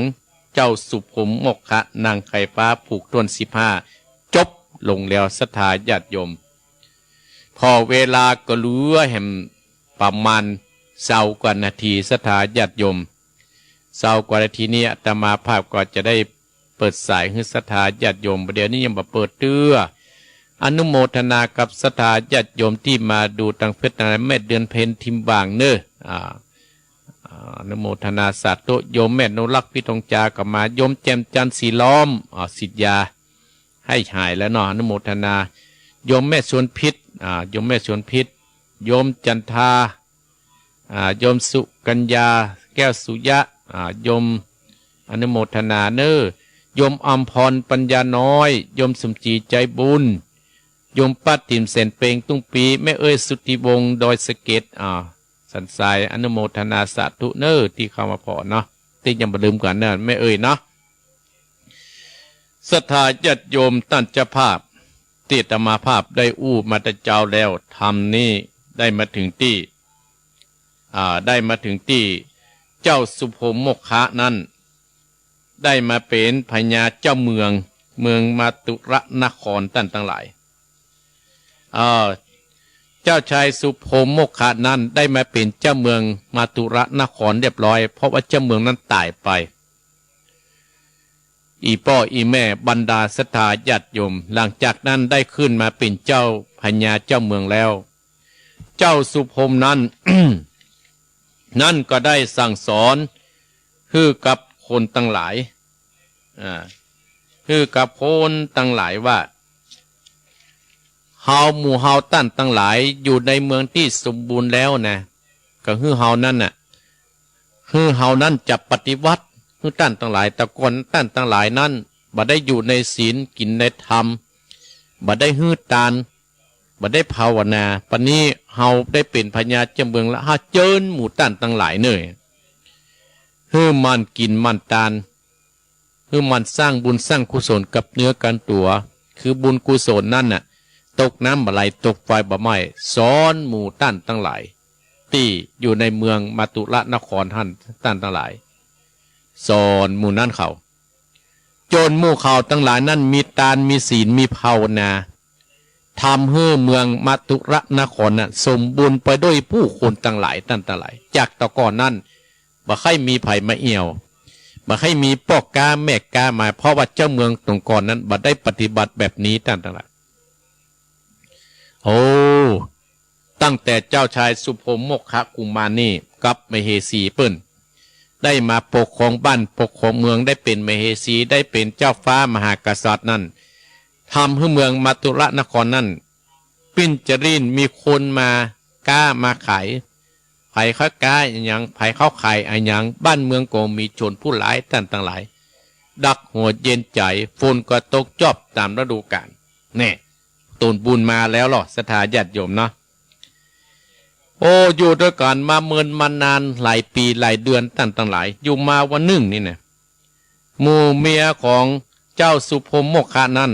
ตั้งอยู่สุขสบายกันคู่คนตั้งหลายตั้งอยู่สุขสบายกันคู่คนนางเทวกัญญานางจันทกุติลูกพญามดงามนางจันทภาวดีลูกพญานาคนางจันทกิติกาลูกพญานาคและช่วยหมู่นั้นเพิ่นมาอยู่ด้วยกันอันนี้จะกล่าวถึงในเมืองมัตุระนครตั้งแต่เจ้าชายตั้งเจ้าสุพรมโมคคนั่นน่ะเป็นพญาเจ้าเมืองก็สร้างให้คนน่ะดูแลมเหสีกันคู่คนตั้งหลายสร้างให้ดูแลตั้งแต่นางจันทกุติตานั้นลูกของพญาปุณงามก็อยู่ในครอบครองดูแลให้อยู่สุขสบายแต่นางจันทกุติลานี่ลูกพญาบุญงามเนี่ยท่านทั้งหลายโอ้มีใจกึดไปตั้งนอกละก็ยามของคณะอยู่สุขสบายนะท่านทั้งหลายโอ้อัตมาภาพโอ้ที่เพิ่นเล่นจูเล่นเจืองก็มาจากเมืองมัทุระนครนี่หรอเนาะเมียพญาเจ้าเมืองจะมีชู้แหละท่านทั้งหลายนอกใจเจ้าสุพรมโมคคกุมารเจ้าสุพรมโมคคกุมารนั่นหูเนี่ยท่านทั้งหลายแต่ก็บ่ฮู้อีกเนี่ยจะได้ถ้าจะเอาเขาไปฆ่าน่ะก็จะเป็นบาปเป็นกรรมเจ้าสุพรมกึศอันลูกของพญามุ่งงามลูกสาวพญางามไปปิดจู้กับคนเลี้ยงหมาต่างหลายโอ้เจ้าสุพรมเนี่ยหูละกึศหาตังออกจะแยะอย่างใดดีเนี่ยเอาเขามาฆ่าเนี่ยก็จะเป็นบาปเป็นกรรมครับเจ้าสุพรมแห่งกึศใจอันก็เลยห้องมูเสนาอามาตย์ต่างหลายในเมืองฮั่นห้องหมู่เสนาอามาตย์ว่าประเด็นนี้นะเฮาจะไปเอี่ยวเมืองอื่นเนอะสร้างความตกอกตกใจให้หมู่เสนาอามาตย์นะฮะนี่อย่างพ่อพญาจะต้องไปเอี่ยวเมืองอื่นเพราะเมืองเฮาเนี่ยอุดมสมบูรณ์เข้าก็มีในนาป่าก็มีในน้ำบนต้นไม้ก็มีทางเพิ่ง มีกุ้ยฉากบนกระดาษก็ยังมีสลับเปาบอกเขาหายเรียบร้อยสร้างความโตอกทุกข์ใจของหมู่ทหารนั่นโอ้เจ้าสุพงศ์ก็บอกว่าโอ้อย่างอี้นะก็เขาจะไปเอาเมืองอื่นเขาจะเปลี่ยนให้คนที่มีจู้มีเจิงเนี่ยบ้านเฮาเนี่ยกูอุดมสมบูรณ์อยู่แต่หมู่ถ้ามีจู้มีเจิงโจรนี่มันต้องลักเมื่อคืนจู้ก็มาจ้างมาเมื่อคืนเนี่ยเขาจะไปที่อื่นก่อนนะก็สร้างความกึศมาออกกับ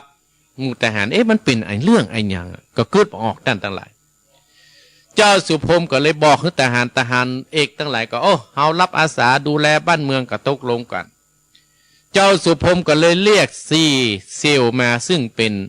เพื่อนกันเป็นลูกทหารเป็นลูกเสนาอามาตย์แต่ละคนก็เก่งกัดหมดเนอสถาญาติโยมทั้งหลายบางไอ้คนนั้นก็แหง หงเต้าจ้าง10 ตัวกันนะแหงจ้างขึ้นเอาเด้อเลยปากันออกจากบ้านจากเมืองนั้นไปเมืองมาตุละนครไปตั้นตั้งหลายไปโพสปุ่นที่หัวเมืองปุ่นละโพสเมืองหงสาวดีแต่ยังมาถึงในตัวเมืองในเอียงเตื้อนะไปโพสบ้านญาเท่าท่านทหารญาเท่านั้นโบหลัวมีก็เหือมีก็อิดขนาด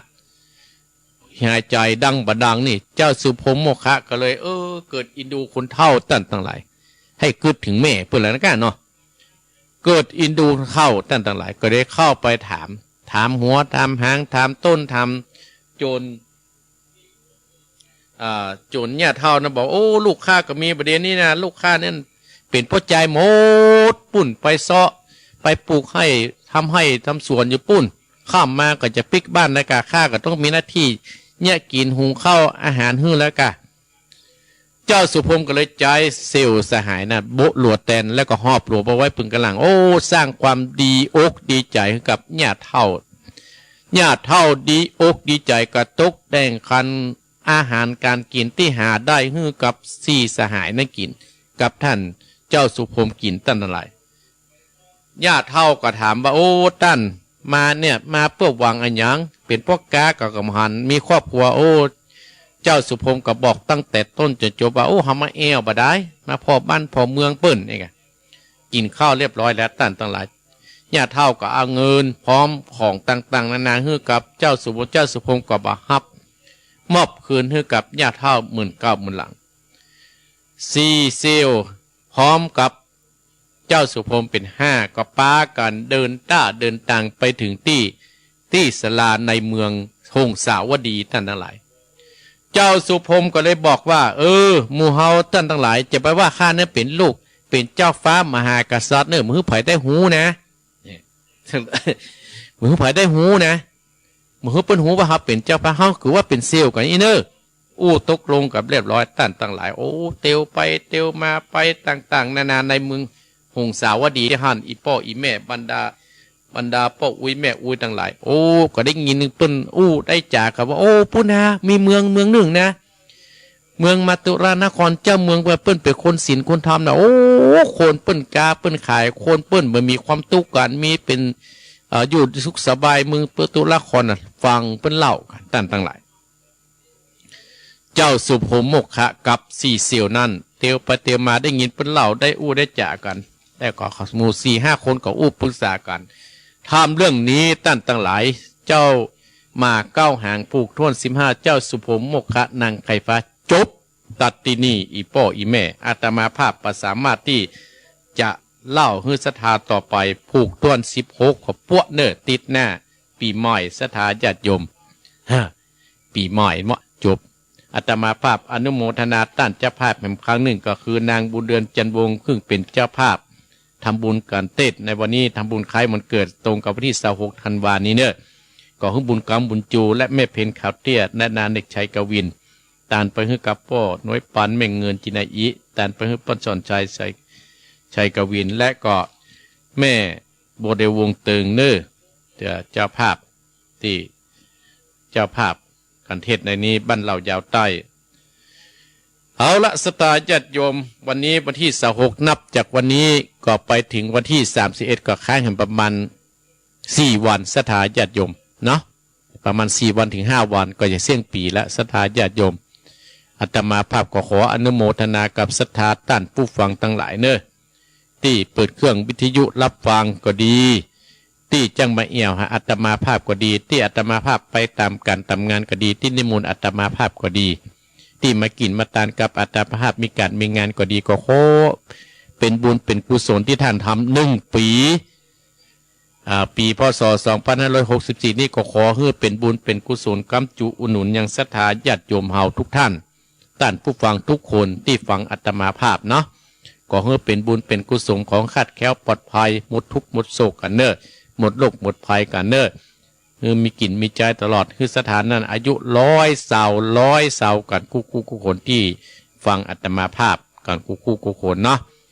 เอาละศรัทธาญาติโยมเวลานะครับในนี้ก็35 นาทีแฮม15 นาทีนี่ก็จะเปิดสายศรัทธาญาติโยม เอาพี่น้องสถาตังฝั่งไผ่ฟังพ่องบ้านบ้านตังฝั่งเนาะตั้งแต่แม่คะก็ดีโยมแม่คะก็ดีบวชโศกที่โทรเมื่อกี้ถ้าโทรมาก็โทรเนี่ย0828857225ฟังแล้วเข้าใจก็ โทรมาแล้วจะเป็นที่ไหนมาหูเนอะสถานญาติโยมเนอะสายแรกเจริญปอนจะไว้ฝากเจ้าพระพุทธยังมาใส่ทองมาในจานนะโอ้แม่สายทองมาแล้วต้องช่วยกดตังก่อนเจ้าแม่สายทองให้การเจ้าละเจ้าฟัดเจนมีเจ้า98.75นะยินดีแม่เนอเจ้าโควิดเด่นนี่ตากคำป้อมมันได้เด้อป่ะนิ่งดื้อปะนะแม่เนาะเจ้าจะเล่นปอเป็นกำลังใจเนอะเป็นปีใหม่นะเจ้าสุขภาพแข็งแรงอยู่ประวันสุบาโซกุบาติกาเป็นมันนะเจ้าขอบคุณเนอะจ้าทุกแต่ทุกอย่างแม่สายทองเจริญปอนสายต่อไปไหว้สาเจ้าท่านพระครูแม่อมอนเนี่ยเจ้าแม่ฟังโง่แต่ไม่ได้โทรเหมือนละแม่อมอนไม่ได้ฟังนะทาโดยข้างเนาะเจ้าฟังตั้งแต่พระครูออกใหม่ๆล่ะยินดีแม่เนอเจ้าคือกำลังใจท่านพระครูเนอรักษาสุขภาพเนอร้อนหนาวขอบคุณแม่เนอเอาไหว้สาเจ้าเจริญปอนทาโดยข้างมาแล้วเนี่ยสาเจ้าเตือนท่านพระครูแม่ยังไม่เพนเจ้าเห็นเนอไม่เพนอันนี้โมทนาเนอจ้าคุณรักษาว่าคุณแกทำดีได้ดีแล้วคุณเนาะยินดีเนอจ้าเจริญปอนไหว้สาเจ้าท่านพระครูแม่ยังแม่หลงอยู่บ้านบวกอำเภอลีเจ้าแม่หลงแม่บวกแม่หลงลีเนาะเจ้าฟังเนาะเจ้าเหรอยินดีนะแม่เนอจ้าม่วนได้แล้วม่วนแต่เนาะเก็บจบไปแล้วเก็บจบละนางนั้นอย่าปิดอย่าได้หมูเตี้ยเนาะฟังต่อเนอจ้าเจริญปอนแม่หลงลีเจริญปอนไหว้สาเจ้าท่านพระครูแม่ยังแม่ประนอมปันใจเจ้ามีงอนเคเลเจ้าโอ้แม่ประนอมปันใจฟังแล้วเป็นจะได้แม่ประนอมปันโอ้ฟังแล้วก็ม่วนดีเข้าใจดีเนาะทำแบบฟังกวนแหละฟังกวนกุตุนกุโอมเจ้าโอ้ยินดีเนอแม่ประนอมเจริญปอนแม่ประนอมไม่งอนขี้เล็กเจริญปอนไหว้สาเจ้าแม่จันทิพย์ท่านพระครูเจ้าแม่จันทิพย์เจ้าจันทิพย์ว่าจะได้นี่เจอทำไมโดนนักแก้วเนาะม้วนหมดขนาดเลยทำบุญหมดขนาดเลยก็ดีแล้วเนาะเจ้าคนรักษาเนอเจ้าปีใหม่ก็ต้องขอให้ท่านพระครูอยู่ดีสุขเจ้าเป็นสิ่งใดอย่างเนเจ้าอยู่กับพระพระเป็นเมื่อในเจ้าเนอเจริญปอนแม่จันทิพย์เจริญปอนเจ้าอยู่ที่ไหนเราก็ขอเจ้าแม่หลวงเจ้าว่าจะได้วันนี้เจ้าหนาวก็ดีเลยเจ้าเจริญปอนแม่หลวงเนอเจ้ากำลังใจโอ้น่าขอเจริญปอนมาติ๊กเอามาครับกราบไหว้สาครับท่านพระครูพ่อบุญธรรมตรงน้องว่าจะได้ครับชัดเจนดีนะครับชัดเจนดีเนาะครับฟังตั้งแต่แรกมาครับยินดีพ่อบุญธรรมเนอครับผมบุญรักษาครับบุญรักษาสายต่อไปเจริญปอนแม่จ๋าเจ้าแม่ยังเปลี่ยนชื่อแม่อยู่ไหมล่ะแม่ยังเป็นอยู่นาคารามนั่นได้อยู่สระปีนะแม่สมศรีกะเจ้านันทรามฟังอยู่เน่นันทรามอำเภอเนี่ยฝางกันมันมี2ที่นันทรามวันนั้นฝากซองไว้ที่หาดพระครูนั่นเนอะได้แล้ว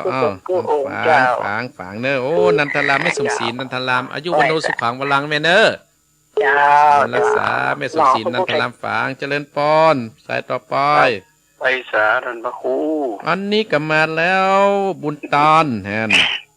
บุญตานด้วยเจ้ามาได้ท่านบุญตาน3 ยอดวันหน้าเอาไปให้เรียบร้อยนะปอเนอร์ครับ3 ยอดจะบุญตานได้ประกาศสกรรมวันนั้นน่ะคนมันน่ายินดีปอเนอร์ของท่านเขาเข้าใจดีปอเนอร์ครับมันรักษาถูก บุญรักษาเจริญปอนสายต่อไป ไอ้เจ้า อยู่ที่ไหน ไม่ท้อง แม่ทองโอ้แม่ทองหลีแม่บด แม่ทองหลีแม่ทองหลี วันนี้มาได้ฟังเลย รถตื่นขวายนี่ กำลังลงมา โอ้กระเดีย ตื่นขวายเนี่ยก็จะ6 โมงแล้วนะแม่เนี่ย เจ้า อากาศหนาวกะ หนาวเย็นขนาดคุณบ้า กระเดียจะไปคุมข้าวแล้วเดี๋ยวจะไปบินทบาทแล้วนี่เนอ เจ้า จะเลินปอนได้แม่ทองเนออย่าเลินดีจะเลินปอน